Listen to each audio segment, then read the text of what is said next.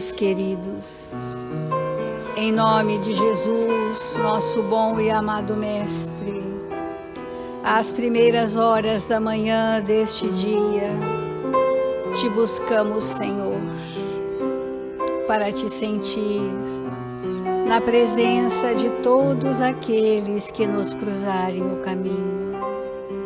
Sê conosco, Senhor Jesus. Derrama sobre nós as vibrações da vossa misericórdia, para aplacar as dores lancinantes da alma que arrastamos há séculos, e que no alvorecer de um novo tempo em nossas vidas, possamos vislumbrar os horizontes da esperança, os caminhos da fé. Aqui estamos, Senhor, felizes e confiantes, buscando vibrar por todos os nossos irmãos em humanidade, que nesta hora, Senhor, exercitam o testemunhos, exercitam as provas, exercitam a reconciliação com as vossas sábias leis. Aqui estamos, Senhor, confiantes, para te pedir tão somente que nos ampare, que supra a nossa pequenez e que insufle em nossos corações o vigor do bom ânimo. Assim, Mestre amado, com alegria e paz em nossos corações, iniciamos o Evangelho desta manhã. Obrigada, Senhor, e que assim seja.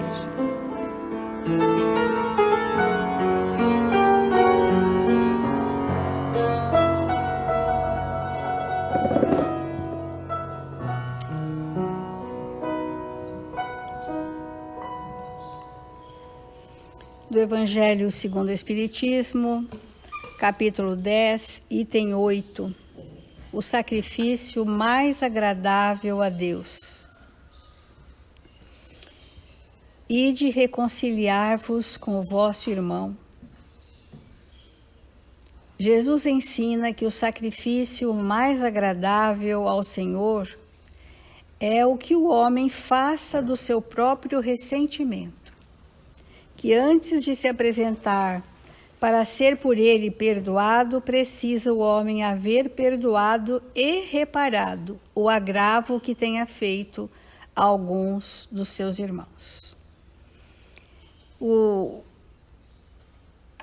Pai Nosso, a oração dominical, diz que perdoai os vossos inimigos, assim como temos perdoado.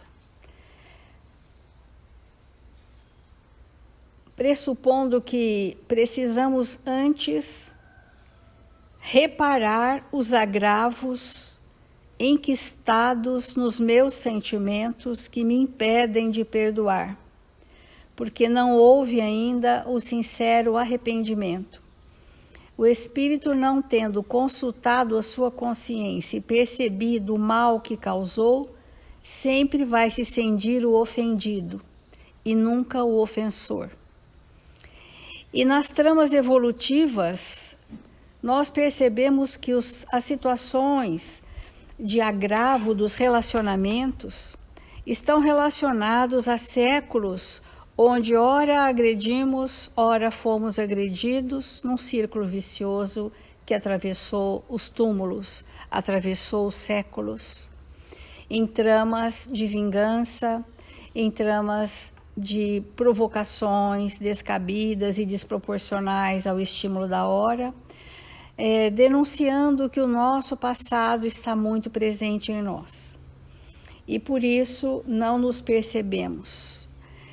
Não nos percebemos porque só o faremos quando tivermos aquisições no bem, uma aquisição razoável que vá se contrapor com as minhas más tendências, a ponto de gerar um conflito existencial que me faça consultar a consciência e sofrer da dor do arrependimento.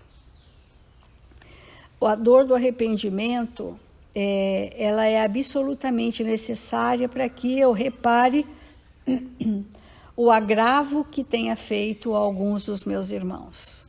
Como nós temos falado, nós projetamos nos relacionamentos as características muitas vezes mais enfermas da nossa personalidade, e como nós estamos no painel da indiferença, eu não sinto a dor que causo. Não sentindo a dor que causo, aquilo não gera em mim arrependimento. E só no momento em que eu sentir em mim a dor que eu causei a você, é que eu estarei consultando os valores morais da minha consciência e entrando no estado predisposto à reparação. Então veja que não é tão simples o processo do perdão. Isso que nós convencionamos chamar perdão, chama desculpas. Nós desculpamos, nos desculpamos e achamos que isso é o auto-perdão. Não é. Nós desculpamos a falta do outro e achamos que isso é o perdão, mas não é. Porque o perdão é a expressão amorosa daquele que compreende extremadamente o outro que está num momento evolutivo diferente. Então, olha que importante, o sacrifício mais agradável a Deus é o que eu vou fazer do meu ressentimento. Porque eu vou precisar fazer um sacrifício de perdoar, reparando os agravos meus, para que eu me sinta então perdoado. O auto-perdão, como temos falado, é o perdoar a si mesmo, que o apóstolo Paulo tem nos ensinado. O auto-perdão é perdoar a si mesmo. Quando que eu vou me perdoar? Quando eu desfizer de mim as predisposições doentes que me levam a ferir o outro. E quando eu eliminar de mim, porque isso é o sacrifício mais agradável, né? Vamos dizer assim, um sacrifício intenso nosso. Quando eu fizer para o outro o bem contrário àquele mal que eu fiz, eu me ajustarei com a lei. Muitas pessoas estão nos perguntando sobre o que temos falado sobre o ajuste com a lei, e nós vamos falar aqui um pouco nesse aspecto do sacrifício mais agradável a Deus, que é a reparação dos meus agravos. O arrependimento, diz o livro O Céu e o Inferno, é o primeiro passo para a melhoria, mas ele só não basta. É preciso ainda a expiação e a reparação. O arrependimento abranda as dores da expiação. Traz esperança para os caminhos da reabilitação. Mas esta reparação consiste em fazer o bem àquele a quem se fez o mal. Aquele que não reparar os seus erros nesta vida, por impossibilidade ou má vontade, se reencontrará numa existência ulterior em contato com as mesmas pessoas que tiveram do que se lastimar dele. Quando a gente falou que a questão do perdão, vítima e algoz, essa relação é uma relação muito forte da vítima e do algoz, porque o algoz está se vingando de quando ele foi vítima. E a vítima está aceitando se punir de quando também foi algoz. É interessante o papel da vítima, a vitimização é como se fosse uma necessidade mórbida que a pessoa traz de ser punida, de ser castigada. E ela adere a esse processo. E mais das vezes não quer sair desse processo de vitimização. Primeiro porque ela se sente culpada inconscientemente e acha que aquilo é justo, que ela sofra o mal que alguém impõe a ela. Mas na justiça de Deus não existem vítimas. Existe justiça, e a justiça de Deus é amor e caridade. E enquanto nós estivermos nesse papel de deixarmos ser punidos ou punirmos, revela que ainda não arregimentamos valores morais de fé, de confiança, da visão da própria evolução do espírito, para que a gente possa fazer o nosso caminho. Nós falamos ontem que grandes medos da humanidade, as fobias, as sensações persecutórias, a iminência de perigos, ou de que alguma coisa muito trágica possa nos acontecer, está relacionado à culpa inconsciente dos males que causei a alguém e que, não tendo me redimido, não me arrependi, não perdoei. E eu trago, então, matrizes profundas no meu perispírito que geram ações dissociadas da razão. Quantas vezes nós temos atos impulsivos de pavor, de pânico, e passamos uma existência que um castigo nos aconteça. E o planejamento reencarnatório, ele não veio para que a gente seja castigado, porque castigo não faz parte da justiça de Deus. O que faz parte são oportunidades. Vamos chamar de oportunidades redentoras aquelas que nos redimem? Que oportunidade redentora maior eu poderia ter na minha existência do que reencontrar os meus desafetos?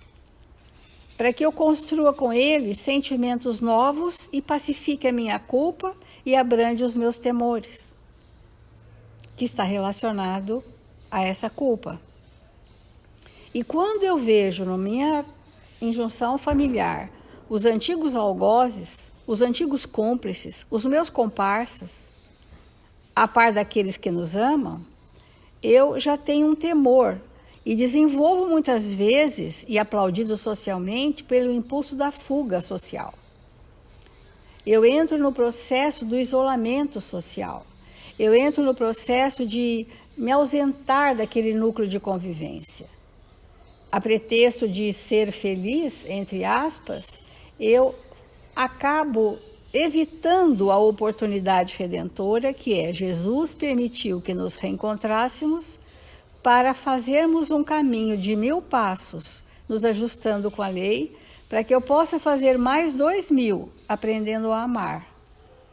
Por isso que o Evangelho disse: reconciliai-vos com os vossos adversários, enquanto estáis a caminho com ele. Que caminho é esse? As primeiras 1000 milhas simbólicas de ajuste com as leis divinas, aprender a conviver, a se respeitar, a se aceitar, a conceder, a não impor os seus pensamentos, a ver o outro de uma nova forma e, acima de tudo, sempre lembrarmos que o desafeto de hoje foi aquele que privou da nossa intimidade no passado. Foi alguém muito querido, foi alguém muito próximo, foi alguém com quem eu tive extremadas afinidades, mas que no transcorrer dos tempos nos desajustamos. Temos sempre falado aqui, quando as pessoas se desarvoram, de que não vão dar conta, de que é muito para si mesmas e que são as nossas mesmas fragilidades. Todos nós agimos assim. Vacilamos, queremos titubear na jornada evolutiva. Nós sempre estamos pensando assim: se me foi permitido estar com estes, é porque hoje eu já tenho recursos morais. Não na totalidade, mas algum eu posso ter. Porque eu já tenho uma certa compreensão. Porque no mundo espiritual aceitei que viéssemos juntos. Precisamos pensar assim. Porque jamais nós teríamos sob nossos ombros o fardo maior do que a nossa possibilidade. Porque o fardo é leve e o jugo é suave. Porque o jugo e o fardo são a expressão do amor e da caridade. E é com esta vibração da caridade que eu vou exercitar o perdão. Sem a vibração da caridade, da compaixão e da indulgência, o perdão não se estabelece naqueles relacionamentos. Por isso que e as pessoas desafiadoras, nem sempre é só o companheiro, um irmão, um pai, um amigo, um filho, mas às vezes do nosso grupo de convivência mais íntimo, pensar assim: olha, eu devo ter passado longe de você alguns séculos, porque não tínhamos condição de nos encontrar nem no mesmo país. Estávamos reencarnados em continentes diferentes. Eu fiz um caminho de me fortalecer, você fez o seu caminho de se fortalecer, mas é da lei que nos amemos. E então a espiritualidade nos reuniu novamente, para que a lei de amor se fizesse verdadeiramente no nosso íntimo. Então, a reparação, que é a obra do bem em nós, muitas vezes o desafio é tão grande com aquela pessoa em nosso íntimo, na nossa convivência, que nós precisamos de desenvolver sentimentos nobres por aqueles que nós já temos alguma construção, por aqueles que temos alguma afinidade, por aqueles que já desfrutamos de uma simpatia. E essa experiência fortalecedora de relacionamentos saudáveis, com amigos queridos, com familiares outros, nos fortalece. E quando estamos na casa espírita, sempre nos é dada a oportunidade de servir, do trabalho com o próximo, e à medida em que eu me envolvo com aquela diversidade de sofredores e tantos idênticos a nós mesmos, idênticos, nos quais nos espelhamos, aquilo vai nos dando uma sensação de que não somos sós, de que não somos únicos, que aquela tarefa não cabe só a nós, que todos nós vivemos desafios semelhantes e vamos arregimentando força. E vamos seguindo o exemplo daqueles amigos tão próximos que já têm esse exemplo para nos dar.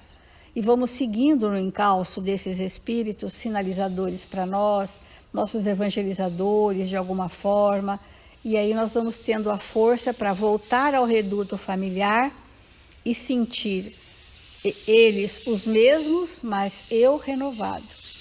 A exemplo de Bartolomeu, quando queixou-se para Jesus de que o pai não o amava, de que o pai blasfemava contra ele e o humilhava, que seus irmãos o rejeitavam sobremaneira, que seus amigos da pesca também não o compreendiam e que ele se sentia sem forças para continuar.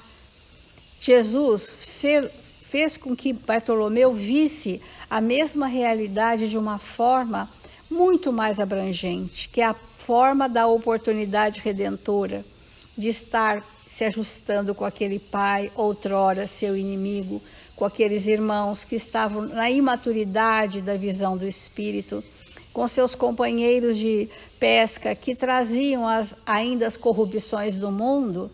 Ele retoma aquele lar cheio de vigor da fé. Ele abre a porta na madrugada e o pai continua com os mesmos impropérios, mas ele, Bartolomeu, estava renovado.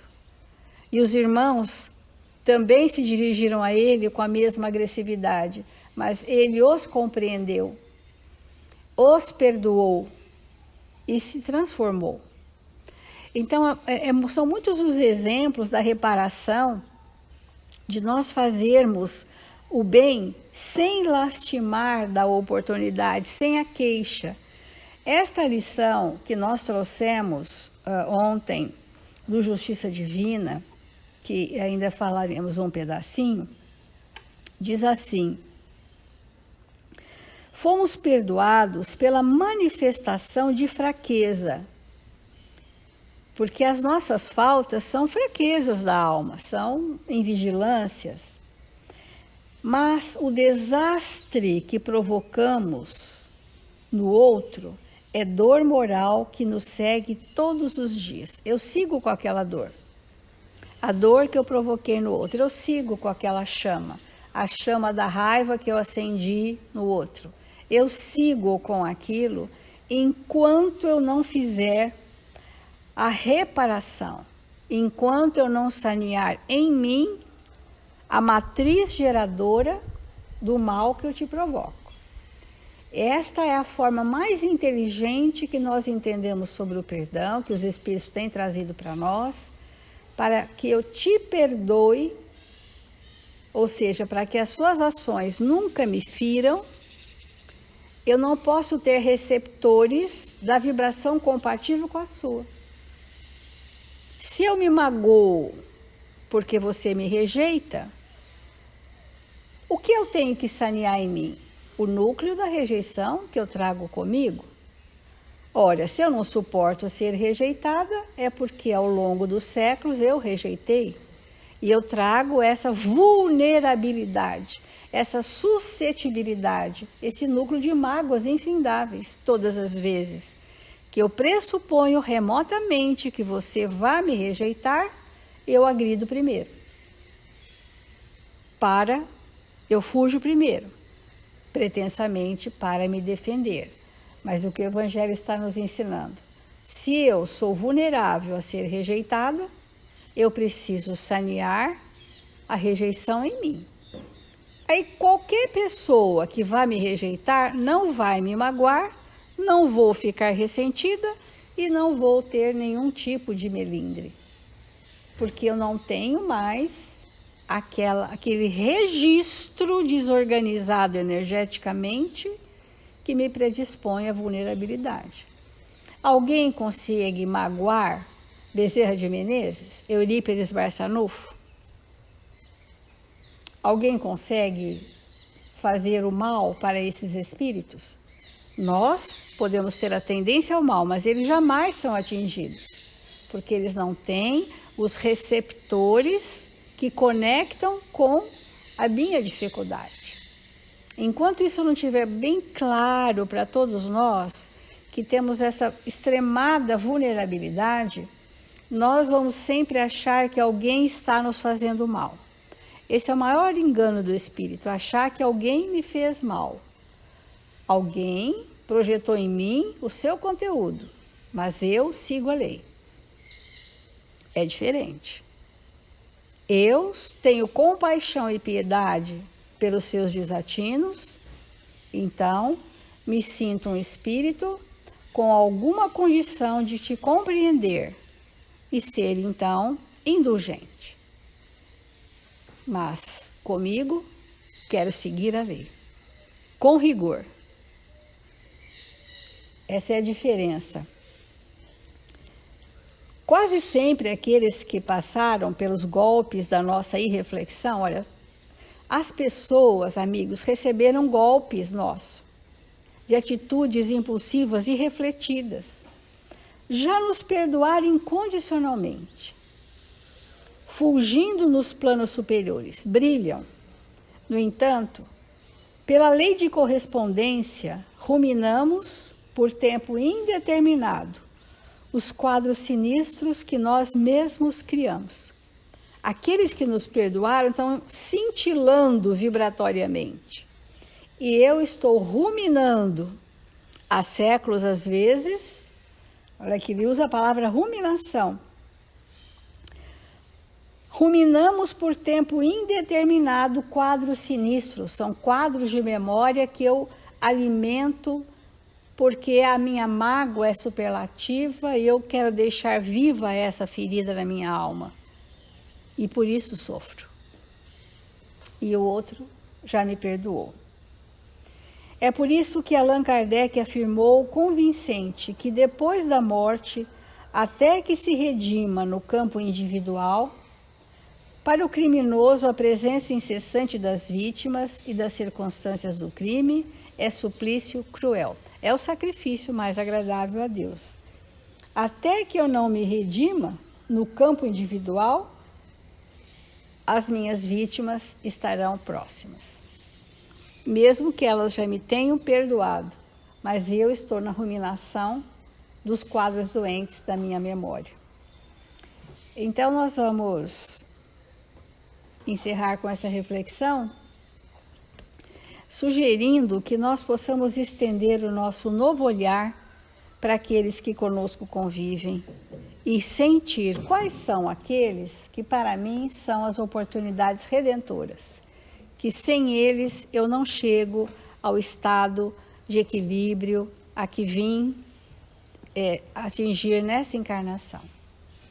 Então vamos fazer a prece para a gente encerrar o Evangelho de hoje.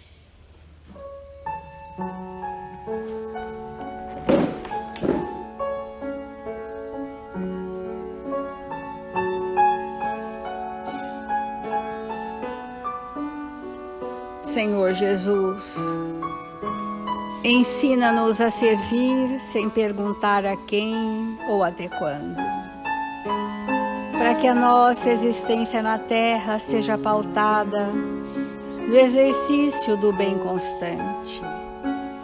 Permita, Senhor, que possamos agradecer, não somente as horas felizes, onde somos contemplados pela alegria e pelo amor, mas igualmente, Senhor, pelas horas menos felizes, onde somos convidados a redimir os nossos espíritos, as oportunidades redentoras do caminho.